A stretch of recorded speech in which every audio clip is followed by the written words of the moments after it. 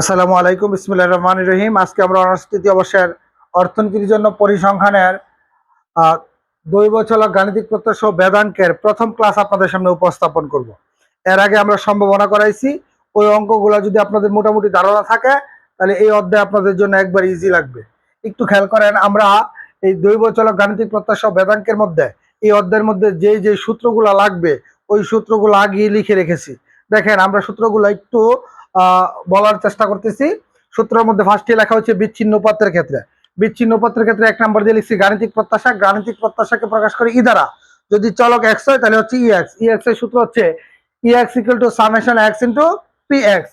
2 number বেদাঙ্ক। বেদাঙ্ককে প্রকাশ করে বিএক্স দ্বারা অথবা বিআর বার দ্বারা প্রকাশ করে। বি এর মান দ্বারা বোঝায় ভেরিয়ান্স। ভেরিয়ান্স মানে হচ্ছে বেদাঙ্ক।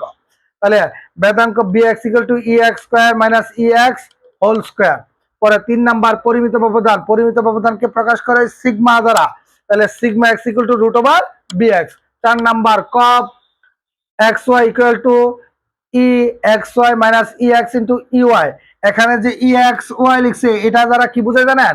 ই X Y equal to double summation X Y into P X Y, এই সূত্র। 5 নাম্বার হচ্ছে বি এক্স। বি এক্স, এই যে এখানে এটা হচ্ছে ধ্রুবক, তাহলে এর উপরে স্কয়ার পরে বি এক্স। কথা ক্লিয়ার? এটা কি ধ্রুবক, এর উপরে স্কয়ার বি এক্স, এর মানে বি এক্স এর সূত্র হচ্ছে square into b x. 6 number summation p x equal to 1। অনেক সময় পি এক্স এর জায়গায় এফ এক্স থাকতে পারে। Summation F x equal to 1 আবার summation p x equal to 1। আমরা যখন সূত্রগুলা প্রয়োগ করব তখন আপনারা নির্দ্বিধায় বুঝতে পারবেন যে সূত্রগুলা কিভাবে হইছে। একটু খেয়াল করেন, এই বিচ্ছিন্ন উপাত্তের ক্ষেত্রে আমরা 6টা সূত্র লিখছি। এখন অবিচ্ছিন্ন উপাত্তের ক্ষেত্রে 1 নাম্বার সূত্র হচ্ছে সমাকলন।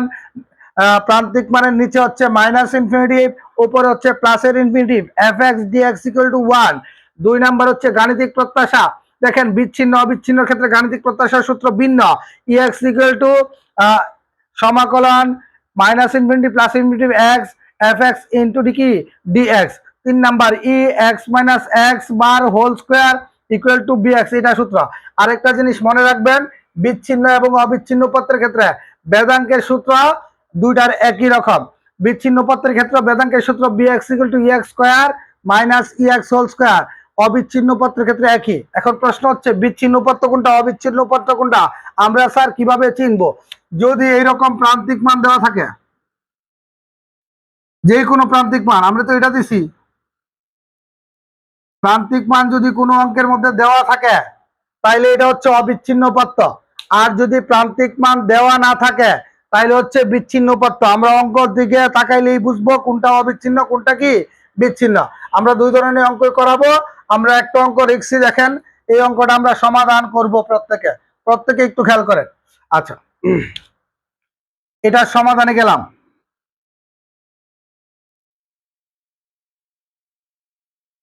বলছে একটি মুদ্রা একবার নিক্ষেপ করা হলে উপরের পিঠের প্রাপ্ত হেডের গাণিতিক প্রত্যাশা ও বেদাঙ্ক নির্ণয় করা। একটু খেয়াল করেন, আমাদেরকে বলছে গাণিতিক প্রত্যাশা বের করার জন্য এবং বেদাঙ্ক বের করার জন্য। মনে রাখবেন, এটার মধ্যে প্রান্তিক মান দেওয়া নাই। যদি প্রান্তিক মান দেওয়া থাকতো তাহলে অবিচ্ছিন্ন উপাত্ত হইতো। যেহেতু প্রান্তিক মান দেওয়া নাই, এটা হচ্ছে বিচ্ছিন্ন উপাত্ত। এই বিচ্ছিন্ন উপাত্তের ক্ষেত্রে গাণিতিক প্রত্যাশা বেদাঙ্ক বের করতে গেলে সম্ভাবনা বিন্যাস লাগবে। প্রশ্নে যদি বইলা দেয় সম্ভাবনা বিন্যাস নির্ণয় করার জন্য, তাইলে তো অবশ্যই করতে হবে, কারণ এটা শিরোধার্য, প্রশ্নে বলে দিছে। যদি না বলে দেয় বিচ্ছিন্ন উপাত্তের ক্ষেত্রে, তাহলে গাণিতিক প্রত্যাশার বেদাঙ্কের ক্ষেত্রে অবশ্যই সম্ভাবনা বিন্যাস তৈরি করে নিতে হবে। তাইলে আমরা আগে সম্ভাবনা বিন্যাস তৈরি করব, কারণ সম্ভাবনা বিন্যাস ছাড়া গাণিতিক প্রত্যাশা ও বেদাঙ্ক নির্ণয় করা যাবে না বিচ্ছিন্ন উপাত্তের ক্ষেত্রে। তাইলে আমরা লিখবো একটি মুদ্রা, এই যে প্রশ্ন থেকে লিখতেছি, একটি মুদ্রা একবার নিক্ষেপ করা হলে, একবার নিক্ষেপ করা হলে, একটি মুদ্রা একবার নিক্ষেপ করা হলে উপরের পিঠের,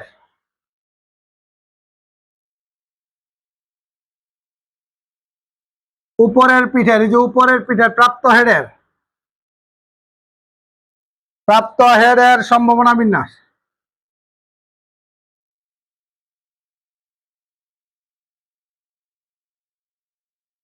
প্রাপ্ত হেডের সম্ভাবনা বিন্যাস নিম্নরূপ, বা সম্ভাবনা বিন্যাস লেখা আমরা সম্ভাবনা বিন্যাস লিখবো।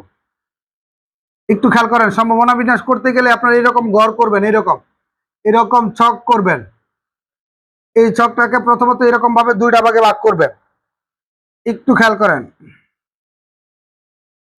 আমি আপনাদেরকে বলি, একটা মুদ্রার ক্ষেত্রে সম্ভাবনা বিন্যাস আসলে কেমনে কি করবেন, দুইটা আসলে কি করবেন, তিনটা আসলে কি করবেন, চারটা আসলে কি করবেন, সবগুলাই যাতে পারেন আমরা ওইভাবে উপস্থাপন করার চেষ্টা করব। ধৈর্য সহকারে ক্লাসটা দেখার চেষ্টা করবেন। একটু খেয়াল করেন, আমরা কি করব, সম্ভাবনা বিন্যাস করতে গিয়া এখানে লিখবো প্রথমত এক্স, আর নিচে লিখবো পি এক্স। এ এক্স দ্বারা বোঝায় ঘটনা, আর পি এক্স দ্বারা বোঝায় ওই ঘটনার সম্ভাবনা। পি দ্বারা প্রবাবিলিটি অর্থাৎ কি সম্ভাবনা। তাহলে এক্স দ্বারা হচ্ছে ঘটনা, পি এক্স দ্বারা হচ্ছে কি ওই ঘটনার সম্ভাবনা। যদি একটা মুদ্রা বলে তাহলে এক্স এর মান 0 থেকে 1। যদি দুইটা মুদ্রা বলতো এক্স এর মান 0 থেকে 2 লিখবেন, 0 1 2। যদি তিনটা মুদ্রা বলতো তাহলে এক্স এর মান 0 1 2 3। যদি চারটা মুদ্রা বলতো তাহলে এক্স এর মান 0 1 2 3 4। কথা ক্লিয়ার?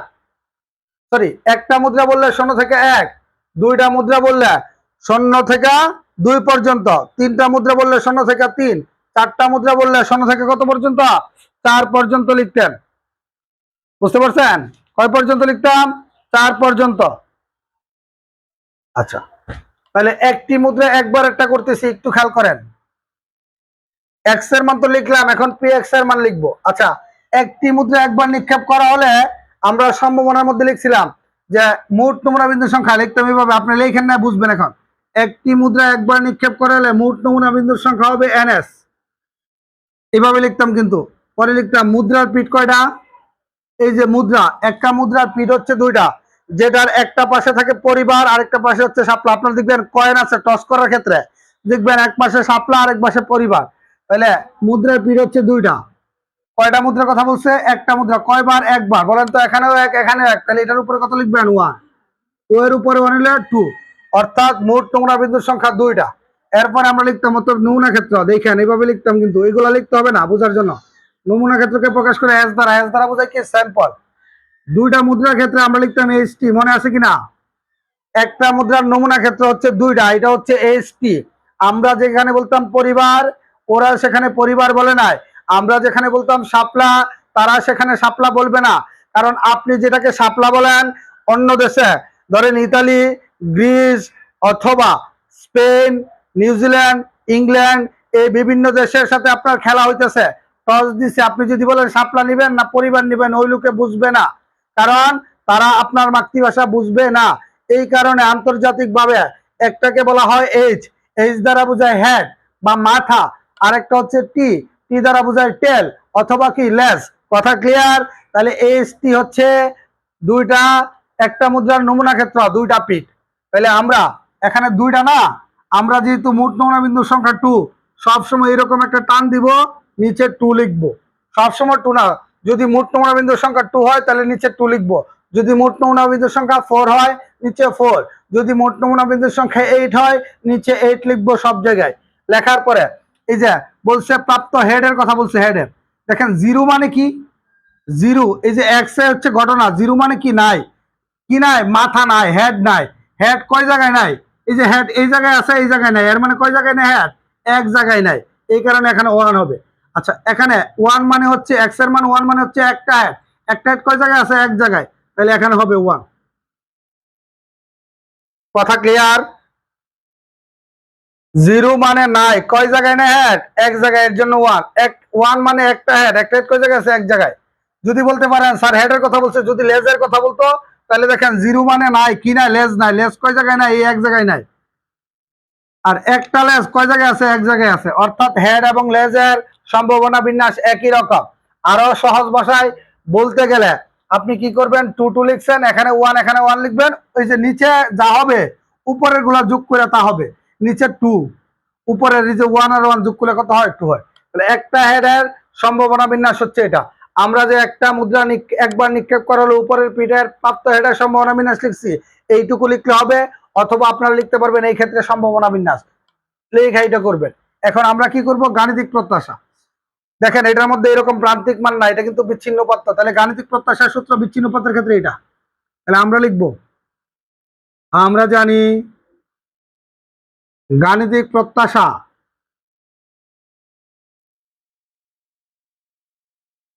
গাণিতিক প্রত্যাশাকে প্রকাশ করে ইএক্স দ্বারা। এটা সূত্র হচ্ছে summation x into P x. আপনারা বলেন কি করতে হবে? এই যে এক্স আর পি এক্স এই দুইটা গুণ করে সামেশন করতে হবে। এক্স আর পি এক্স গুণ করে কি করতে হবে? সামেশন। এক্স এর মান কত? 0, লিখলাম 0, ইন্টু লিখলাম এই যে ইন্টু পি এক্স এর মান, এই যে এক্স এর বিপরীতে পি এক্স এর মান কত? হাফ, লিখলাম হাফ। দেখেন কি কি গুণ করছি? এক্স এর মান গুণ করছি এবং পি এক্স এর মান গুণ করছি। আমাদেরকে সূত্রের মধ্যে এটাই বলা হয়েছে, এক্স ইন্টু পি এক্স কইরা কি করতে হবে? সামেশন। আচ্ছা এই যে এক্স এর মান হচ্ছে 0, পি এক্স এর মান হাফ, গুণ করলাম। সামেশন মানে কি? যোগ। সামেশন মানে যোগ। আচ্ছা এক্স এর মান কত? 1, এই যে লিখলাম 1। পি এক্স এর মান কত? হাফ, লিখলাম হাফ।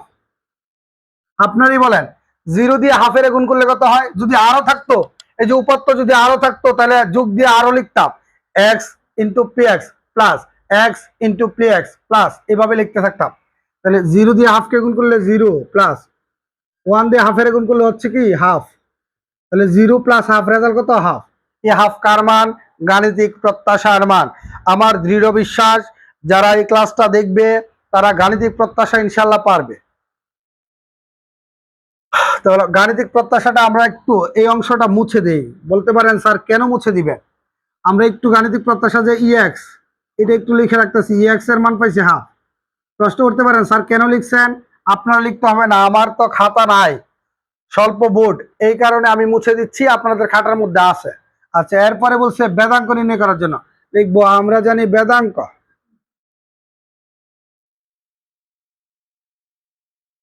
বেদাঙ্ককে প্রকাশ করে বি দ্বারা। বি এর পূর্ণরূপ হচ্ছে ভেরিয়ান্স।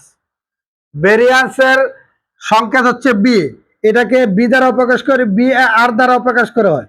তাহলে v x equal to, v x এর সূত্র বিচ্ছিন্ন পথের ক্ষেত্রে ই এক্স স্কয়ার মাইনাস ই এক্স হোল স্কয়ার। এই সূত্রটা বিচ্ছিন্ন এবং অবিচ্ছিন্ন উভয় উপাত্তের ক্ষেত্রে একই।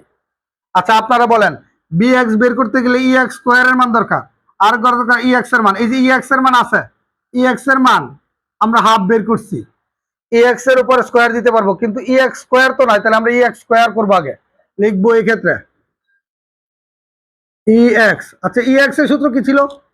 ই এক্স এর সূত্র হচ্ছে এটা, এই যে এটা গাণিতিক প্রত্যাশা, summation x into P x. এটা হচ্ছে ই এক্স এর সূত্র। আমি আপনাদেরকে বলি যদি এখানে 1 হয় এখানে পাওয়ার 1 হবে, যদি এখানে 2 হয় এখানে 2 হবে, যদি এখানে 3 হয় এখানে 3 হবে, এখানে 100 হলে এখানে কি 100। তাহলে এখানে যদি স্কয়ার দেয় এখানে স্কয়ার। কথা ক্লিয়ার?